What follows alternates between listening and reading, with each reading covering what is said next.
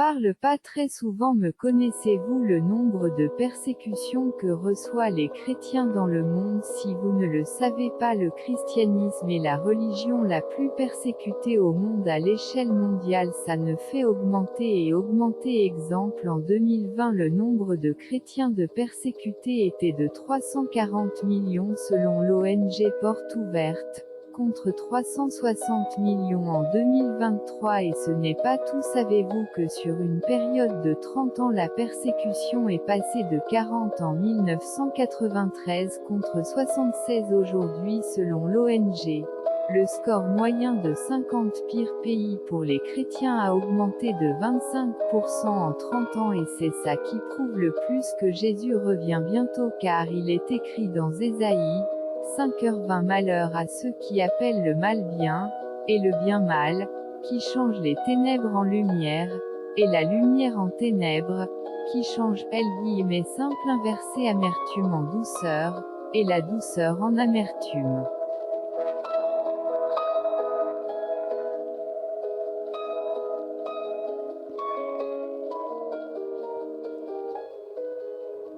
Ils font aux chrétiens sont justes et justifiés, mais ce qu'ils ne savent pas, c'est qu'ils sont en train de pécher eux-mêmes. Ils changent le mal en bien et le bien mal. Jésus nous a dit qu'au dernier temps les gens seront ennemis de la vérité et préféreront les ténèbres à la lumière. Et même pas ce qui se passe au Pakistan: plusieurs musulmans tués, détruits des maisons et familles.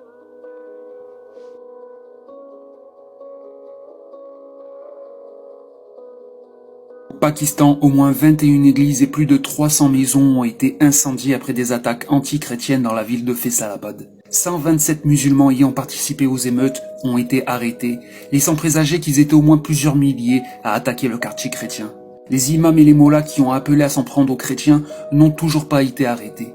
La plupart des maisons ont été saccagées et pillées. Malgré le retour au calme, certains chrétiens n'ont pas voulu rentrer chez eux par peur et ont préféré passer les dernières nuits dehors dans un champ à l'abri. D'autres y sont retournés et ont retrouvé leur maison complètement détruite. Certains ont tout perdu et devront repartir à zéro. Face aux églises incendiées, certains chrétiens ont pu récupérer les pages de Bible brûlées par les musulmans durant les émeutes. Voilà ce que doivent subir les chrétiens du Pakistan, en plus de la pauvreté, des fausses accusations de blasphème, de la discrimination qu'ils vivent au quotidien, des enlèvements, des viols et des conversions forcées. Ils doivent en plus supporter les émeutes musulmanes dans leur quartier. Et il y en a qui malgré ça me disent que j'attise à la haine parce que je dénonce ce que vivent les chrétiens du Pakistan. Comme je l'ai dit hier, comptez sur moi pour réaliser un maximum de vidéos sur le sujet. Et je demande aux chrétiens de bien enregistrer mes vidéos, de les partager ici et sur les autres réseaux sociaux. Et enlevé 5 fidèles, le Nigeria d'ailleurs, où 89% des chrétiens persécutés dans le monde sont tués, les coupables surtout des bandes armées et des groupes terroristes qui commettent d'affreux crimes. Et en 30 ans, en Afrique, les persécutions contre les chrétiens ont été presque multipliées par 4. En tout, 360 millions de chrétiens dans le monde sont fortement persécutés, soit un chrétien sur 7. Ils sont donc bien l'un des groupes religieux les plus persécutés dans le monde. Et en haut du podium, on retrouve surtout les régimes autoritaires comme la Corée du Nord, très hostiles aux chrétiens, mais aussi l'Afghanistan, la Chine et l'Inde. Viennent ensuite le Tchad et le Soudan. Les chrétiens sont arrêtés par les autorités, parfois traînés devant les tribunaux, et dans certains pays, une grande partie d'entre eux craint le retour de la loi islamique. Et c'est pareil au Mali, où les coups d'État et l'expansion djihadiste discriminent beaucoup les chrétiens, parfois même privés d'accès à l'eau. Beaucoup d'écoles chrétiennes ont aussi dû fermer, à moins que le Coran y soit enseigné. Est-il vrai que les chrétiens sont les plus persécutés